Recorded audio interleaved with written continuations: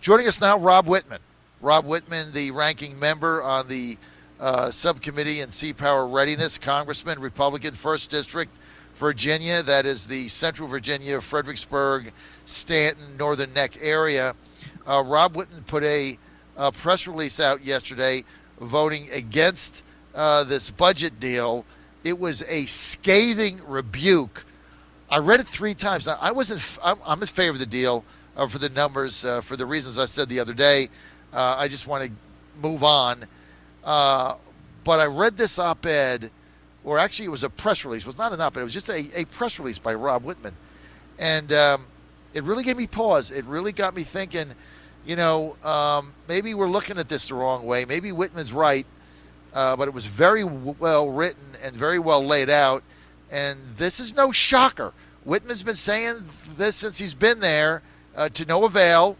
He can't get, but the things he's laid out, and we were anxious to get him on today and to talk about that, plus our symposium here. Congressman Wittman, thanks for being with us.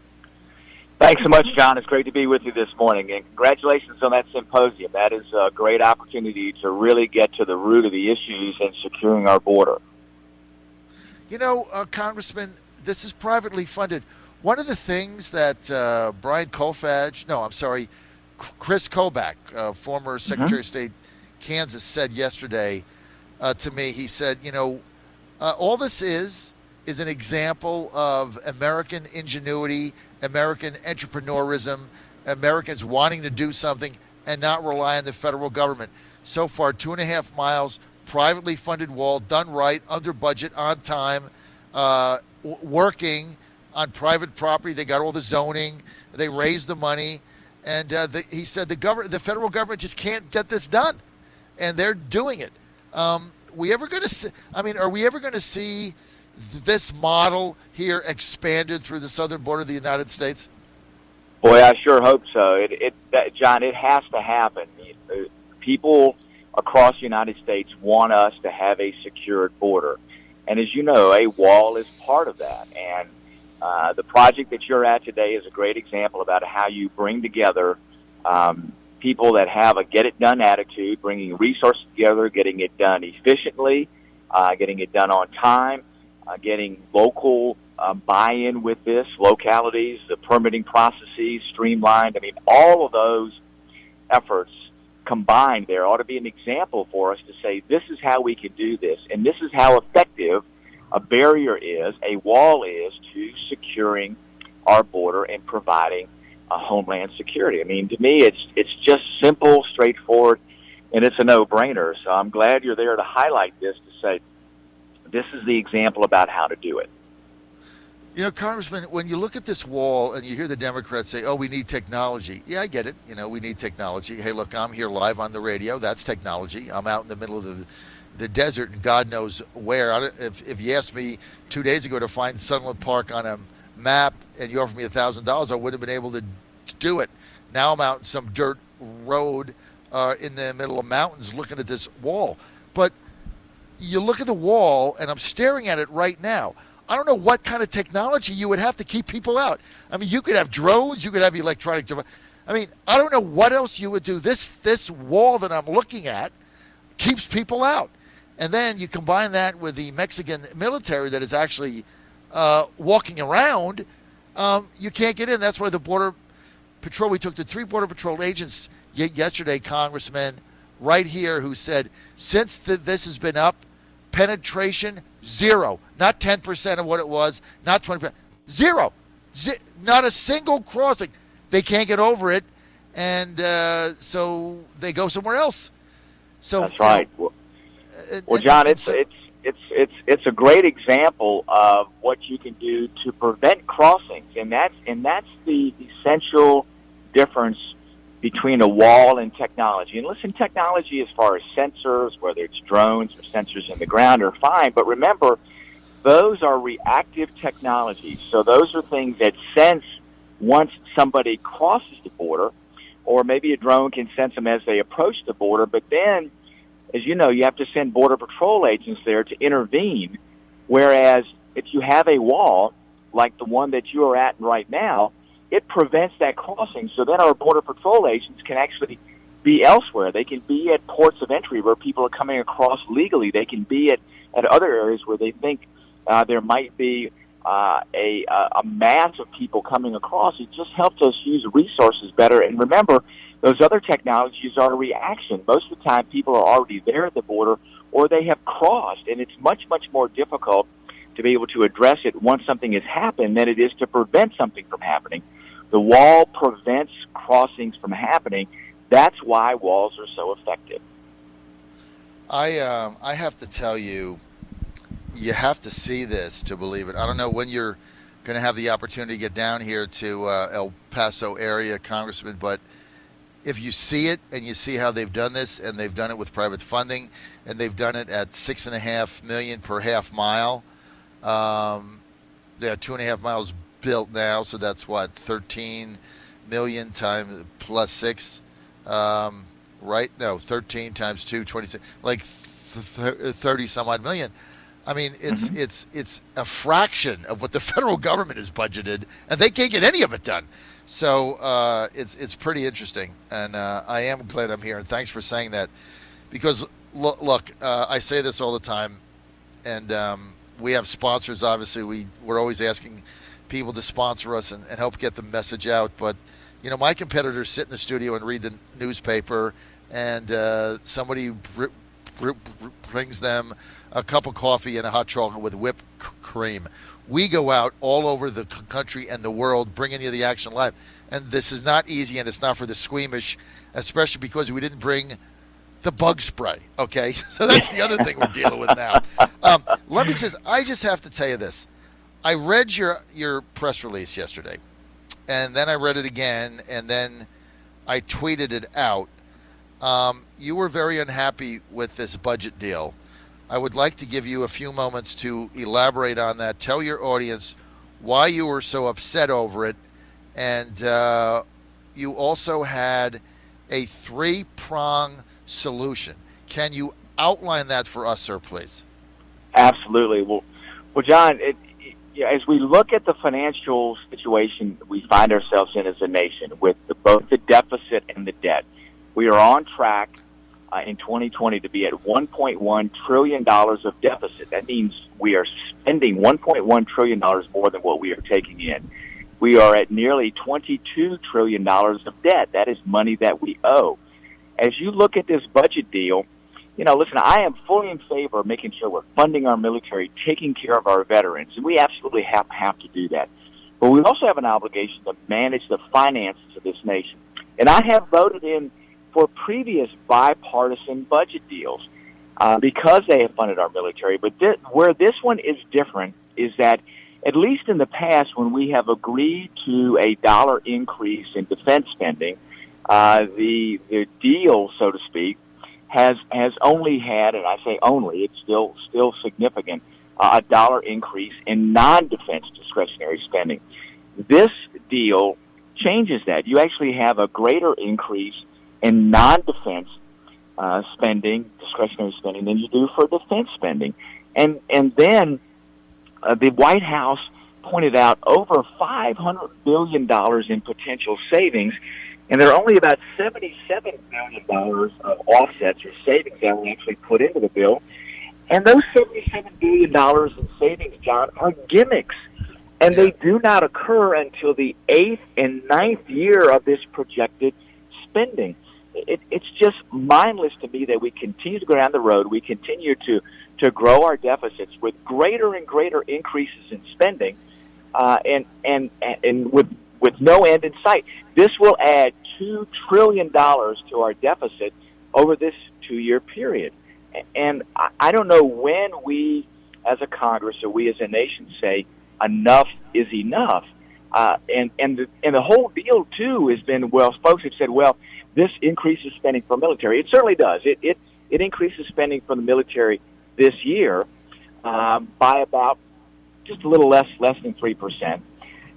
But the projection is that we need, just to keep up with the rate of inflation, to keep military spending on a pace of increasing by about 3% annually, which is what Secretary Mattis said at the time and others. This doesn't even achieve 1% increase in spending. So even if you're looking at this and said, I would vote in favor of this because of the necessary resources going to our military, it really doesn't even achieve that. And we still have, this is just a budget deal, we still have to pass those 12 appropriations deals. So here we are, Congress has now left town. In fact, I'm heading back to Washington as we speak right now because I think that we need to be in session. The three ways to avoid these types of last-minute, quote-unquote, deals that are negotiated by a handful of people behind closed doors and then put before the Congress and say, here it is, take it or leave it, is we got to make sure we get a budget done on time. And if we don't, by April 15th of each year, members of Congress shouldn't get a paycheck. You shouldn't be able to go home in August until all 12 appropriations bills are done, House and Senate. And they're passed. Rob, you there? We lose you? We lose Wittman? All right, I think we lost Rob for a second. We're going to try to get a call back in. I'm live, Sunland Park, New Mexico. Kara, let's go to word from our sponsors. We'll try to get Rob Wittman back in. Stay with us. John Fredericks. Has Donald Trump not taught these Republicans anything? The way you win is by standing and fighting. Everything that came up against him, he has stood and fought for. You may hate him, you're anti-Trump, I get it, but you have to admit, this president fights to the death for what he believes in. That's how he's been able to win. That's what he got elected. Stay connected online and take him wherever you go. To get the free John Fredericks Show app, follow on Twitter at JF Radio Show. And instead, it's like the party of the Whigs. That's how you lose. This whole thing is ridiculous. Don't touch that dial. You found your home of the truth. Do you solemnly swear to tell the truth, whole truth, and nothing but the truth? With the best analysis in America. You can't handle the truth. And now back to the John Fredericks Show. All right, Congressman Wittman, back with us. Sorry, we just you dropped there for a second. So let me ask you this. When Obama was in the White House, I would get Tim Kaine on. I would get Bobby Scott on. I would get Don Beyer on. I would get Mark Warner on. I would get other Democrats on.